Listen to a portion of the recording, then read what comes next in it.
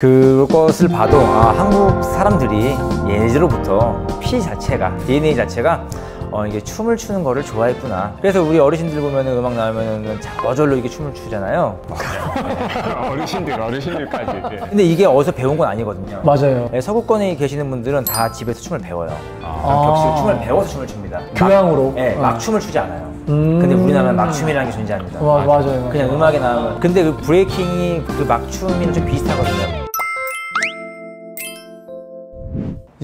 이제 곧 항저우 아시안 게임도 있고, 네. 그다음에 내년에 이제 파리 올림픽도 있고, 근데 이제 비보잉이 브레이킹이 이제 정식 종목으로 채택이 됐지 않습니까? 그래서 아까 말씀하신 것처럼 동생분이신 윙님이 이제 국가대표 선발도 되셨고, 아무래도 좀 신경 써야 될 것도 더 많고 또 좀 준비해야 될 것도 있을 것 같은데요. 어떠세요? 우선 저 같은 경우에는요, 지금 WDSF의 그 월드 IF 인터내셔널 페더레이션인데 지금 저는 거기에 지금 컴피티션 스페셜리스트로 들어가 있거든요. 월드에서 몇 명만 들어가서 지금 올림픽 시스템을 잡고 관련된 일을 하고 있어요. 처음이니까 그런 시스템은. 네. 또 근데 그런 부분에 있어서 제가 제 동생한테 크게 어드밴티지를 주고자 하는 부분은 정말 없거든요. 오히려 너무 정보를 못 얻어서 서운할 거예요, 저한테. 왜냐면 저는 굉장히 제 동생의 이런 우승이 값졌으면 좋겠거든요. 진심이었으면 좋겠거든요. 그렇기 때문일까, 윙의 그런 올림픽 금메달 도전기와 그리고 제가 전 세계적으로 이런 올림픽이 성황리에 전 세계인에게 선보이게 돼서 28년도 LA 올림픽에도 또 브레이킹이 들어가게 되고, 또 그 뒤에도 32년도에도 호주에서 열리는 올림픽에도 들어가게 되는, 저는 이제 그런 그림을 꿈꾸기 때문에 사실은 윙과 저와의 목표는 좀 다르다고 생각을 해요. 그래서 저는 우리나라 사람이 메달을 따기 위한 어떠한 그러한 플랜을 짜야 되는 그러한 위치는 아니기 때문에, 저는 정말 우리 이런 비보잉, 이 브레이킹이 정말 많은 사람들에게 사랑을 받고 더 큰 그러한 시장, 마켓 형성이 돼서 정말 노력했던 이러한 댄서들이 이 씬에서 더 많은 혜택을 받았으면 하는 그러한 마음이 있습니다. 제가 질문을 잘못했네요. 우리나라 사람 입장에서는 아시안게임이나 올림픽에 가서 우리나라가 얼마나 좀 메달을 딸 수 있나 이 생각을 하는데, 그렇죠. 태권도처럼. 지금 단장님은 이미 생각이 이미 월드야. 그렇죠. 이 브레이킹이 올림픽 종목으로서 또 이 저변 확대를 얼마나 할까, 그 생각이 이미 거기에 꽂혀 계시네요. 네, 그렇기 때문에 다른 나라들도 그러한 수를 못 쓰게 굉장히 잘 이렇게 봐야 되는 그런 부분이 있는 것 같아요. 아무래도 또 다음번이 중국이고 또 경쟁을 해야 되는 나라다 보니까 심사위원 배치가 뭐 중국한테 유리하게 된다라든지 이런 부분에서는 저희 쪽에서는 그렇게 못하게끔 잘 이렇게 조절을 할 수 있습니다. 근데 이게 궁금한 게 월드컵 주종목이 되면 올림픽. 전국체전이랑 소년체전에 있어야지. 그런 얘기도 혹시 나오고? 네, 나오고 있고요. 사실 이게 좀 더 빠르게 진행이 됐었어야 됐는데 지금 서울에 비보이들이 많이 몰려 있어요. 이게 사실 그런 지역에 다 이게 지역에 있는 체육회에 비보이 비걸들이 좀 등록을 해주고, 거기에서도 각자가 더 관심을 갖고 이게 대한체육회를 통해서 이게 정식으로 전국체전을 좀 기대를 해볼 수도 있는 그런 부분인 건데, 아직은 한쪽으로 너무 쏠려 있는 그러한 좀 현상들이어서 저희가 그런 지역, 좀 이게 전북 쪽 지역이라든지 아니 그러면은 그러한 충남 쪽 지역 혹은 뭐 경남 쪽 그런 지역들에 이게 손이 닿는 분들한테는 좀 이렇게 좀 미리 좀 만들어 놔라, 좀 이렇게 좀 연락을 많이 하고 있는데 생각보다 많이 힘들긴 합니다. 그런 부분한테 이제 또 이게 하나부터 열까지 저희가 하는 방법까지 다 알려주면서까지 이렇게 진행을 하는 데 있어서 한 번, 두 번까지는 괜찮았는데 좀 이렇게 많아지다 보니까 이거는 모두가 관심 있을 때 해야 되는구나 라는 좀 그런 생각을 하게 되더라고요. 지방으로 좀 확산되면, 아까 말씀드렸던 것처럼 저희 아들 친구도 학원에서 비보잉 배우고 있는데 학교에서 방과후로 배울 수 있으면 참 좋겠다. 너무 좋죠. 네, 맞습니다. 이제는 비보이 전문 학교가 그러니까 비보이를 특기로 하는, 특기 체육으로 하는 그런 학교도 생기니까요. 이제는 정말 본인의 그런 자녀분들을 브레이킹 전문 선수로 육성하고자 하시는 그런 부모님들은 또 그런 학교로 또 자기 자녀들을 또 보낼 수도 있고. 아까 우리 학교 현장에 학교 스포츠 클럽 정식 종목으로 서울부터 브레이킹 댄스가 시작되고 있는데 또 어린아이들 가르치면서 또 어떤 꿈이나 또 목표 가지고 계실 것 같아요. 예, 아마 또 얘들이 나중에 선수가 될 수도 있는 거고요. 아, 자녀분들이 네. 하고 계시지 않나요? 네. 네, 저는 지금 자녀가 둘 있습니다. 그 남자아이 둘인데 한 명이 중학교 1학년이에요. 그리고 또 하나가 초등학교 5학년입니다. 춤춘 지는 지금 3년 넘어가고 있고요. 제가 굉장히 어렵게 연습을 시키진 않습니다. 그러니까 강력한 그런 하드코어식의 그런 연습 플랜으로 우리 아들들을 가르치진 않고요. 즐거움을 먼저 알게 하려고. 춤이 굉장히 어렵구나 힘들구나는 좀 나중에 알아도 될 것 같고요. 즐거움이 먼저 할 수 있구나를 먼저 알려주기 위해서 그렇게 춤을 그렇게 알려주고 있는 현재 상태고요. 우리나라의 많은 인재들이 충분히 나올 거라고 생각해요. 왜냐하면 우리나라 사람들이 춤을 잘 춥니다, 기본적으로. 오, 그래요? 예에 이런 말이 있다고 해요. 우리 백의 민족은 활과 노란데 크게 보고 가요. 크게 보고 네, 그리고 무에 능했는데 그 무가 춤이거든요. 그것을 봐도 한국 사람들이 예로부터 피 자체가 DNA 자체가 이게 춤을 추는 거를 좋아했구나. 그래서 우리 어르신들 보면은 음악 나오면은 저절로 이게 춤을 추잖아요. 어르신들 근데 이게 어디서 배운 건 아니거든요. 맞아요. 네, 서구권에 계시는 분들은 다 집에서 춤을 배워요.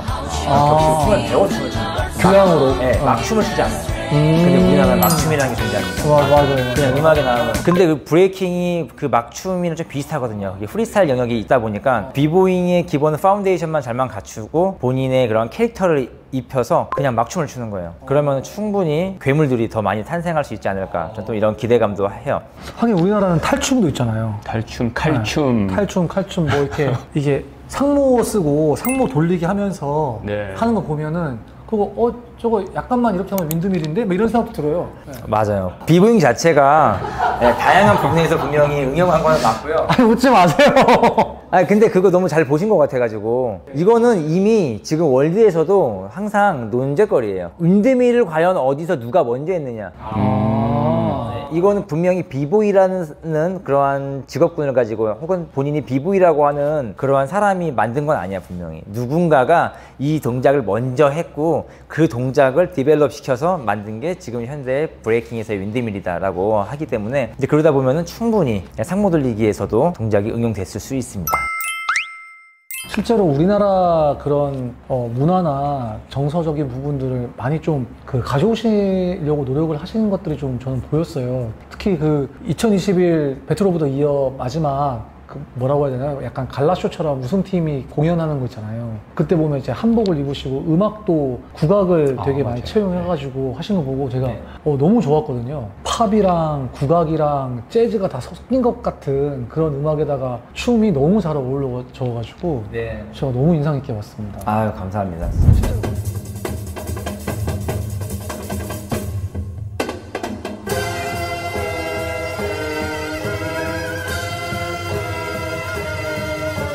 실제로 그런 우리 한국적인 것들을 많이 좀 가져오시려고 하시나요? 그걸 보고 사람들이 한국이라는 나라가 이런 나라구나, 이런 음악을 쓰는구나, 그렇게 우리나라를 더 전파할 것 같아요.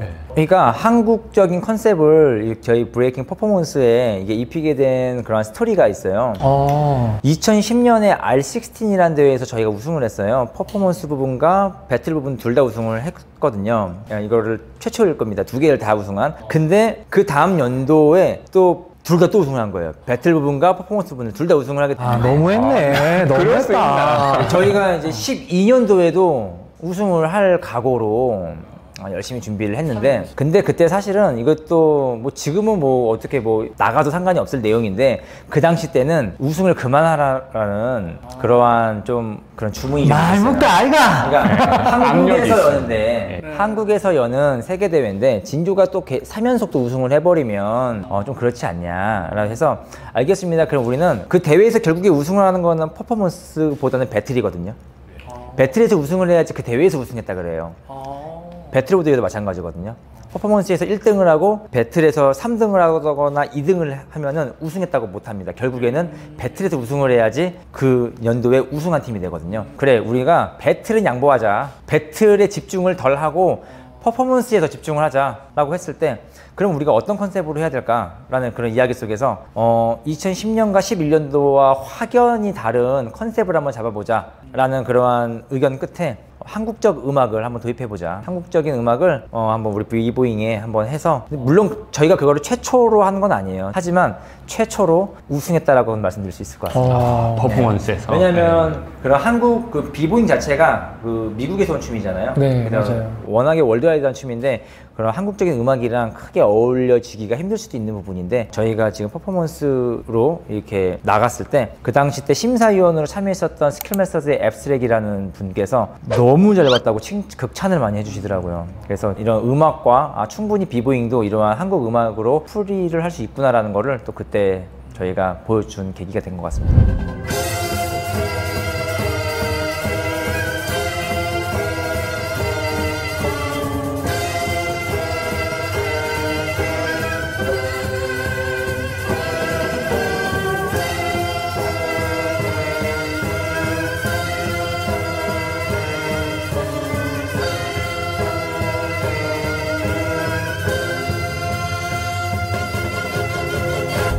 보면서 되게 이게 질문지 없는 질문인데요. 되게 창의적이라는 생각을 되게 많이 들었거든요. 특히 뭐 그 자켓 루틴도 그렇고 그런 국악과 이런 걸 접목해서 하는 것도 TV 쇼다운에서 하울의 움직이는 손, 그 피아노 연주에만 맞춰서 그냥 이렇게 퍼포먼스 하는 거 보면서도 되게 이렇게 창의적이다 이 팀이, 막 그런 생각들을 많이 들었는데, 그런 아이디어들은 좀 어떻게 하시는 거예요?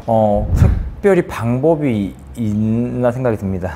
창의적인 활동에는 항상 마음속에 인간은 창의성을 갖고 살아야 된다라고 생각을 해야 되는 것 같아요. 그냥 이게 꼭 춤을 추고 상대방을 이겨야 하고 상대방보다 돋보이기 위해서 창의적인 모습을 보여주겠다라는 생각보다도요, 그냥 사람은 원래 창의적이어야 합니다. 이건 제가 어디서 본 거예요. 제가 어디서 그 책으로 본 건데, 하나님께서 천지창조를 다 하시고 분명히 이게 인간 세상도 만들어 주셨죠. 그리고 본인의 모습과 가장 형상을 또 비슷하게 한 또 사람을 또 만들어 주셨고, 그래서 사람은 하나님을 굉장히 따라한다고 해요. 그 많은 걸 따라한다고 합니다. 그 중에서도 가장 가치 있는 활동이 바로 창의 활동이라고 하더라고요. 그래서 인간이 할 수 있는 그러한 행동 중에 가장 상위 클래스에 있는 가장 뜻깊은 그런 활동이 창의 활동이 아닌가, 이런 생각을 해서 저는 우리 진조 크루가 브레이킹을 하는 데 있어서 굉장히 창의적인 동작이 많이 나오는 거에 있어서는 기본적인 마인드셋이 우리는 항상 창의성이 있는 사람이다라는 그런 기본을 가지고 생활을 하기 때문에 그렇게 새로운 동작들이 많이 나오는 것 같다라는 그런 생각을 합니다. 저희가 학교에서는 막 창의 인성 교육, 애들 창의적으로 길러야 된다, 뭐 창의 인재 막 이런 말 되게 많이 쓰거든요. 근데 이렇게 춤을 추면서도 아이들이 스스로 이렇게 아이디어를 내고 같이 회의하고 하면서 하는 것도 굉장히 도움이 많이 되겠다, 이런 또 생각이 드는 것 같아요. 네, 여전히 많은 활동을 하고 계세요. 비보이이기도 하시고 또 기획자이기도 하시고 지금 이제 올림픽도 준비하고 계시고 심사위원도 하시고. 네, 그래서 지금 어디에 에너지를 제일 많이 쏟고 계신지 요즘. 궁금하고요. 또 한 가지는 앞으로 또 어떤 활동을 하고 싶으신지도 알고 싶어요. 네. 그 에너지를 한쪽으로 쓰기가 굉장히 힘들더라고요. 네. 굉장히 힘들어서 지금 말씀해 주신 그런 다방면에서 그런 좀 밸런스를 맞춰서 다양한 활동에 지금 현재 집중을 하고 있습니다. 참 웃기죠? 다양한 활동에 집중을 한다는 게. 그래서 그 집중력이 흐트러지면 한쪽으로 치우쳐지더라고요. 그래서 좀 집중을 해서 지금 제가 지금 활동을 하고 있는 그런 월드에서 활동하는 부분과 또 이런 우리나라의 그런 댄스 씬의 그런 부흥에 관련된 그런 여러 가지에 대한 기획과 그러한 활동 및 그리고 제일 저한테 중요하다고 할 수 있는 우리 진조 크루에 집중을 하는 그런 시간으로 요즘 좀 그렇게 생각을 하고 있어요. 천천히 할게요. 시작. 하나, 둘, 셋, 넷. 하나, 둘, 셋, 넷. 됐어요. 이거 된 거예요. 네. 된 거예요. 거의 됐어요. 거의 됐습니다. 야, 근데 이거 엄청 운동돼. 이거 엄청 힘든데. 하체 운동 엄청 되는데요? 이거 좀 자, 다시 한번 해볼게요.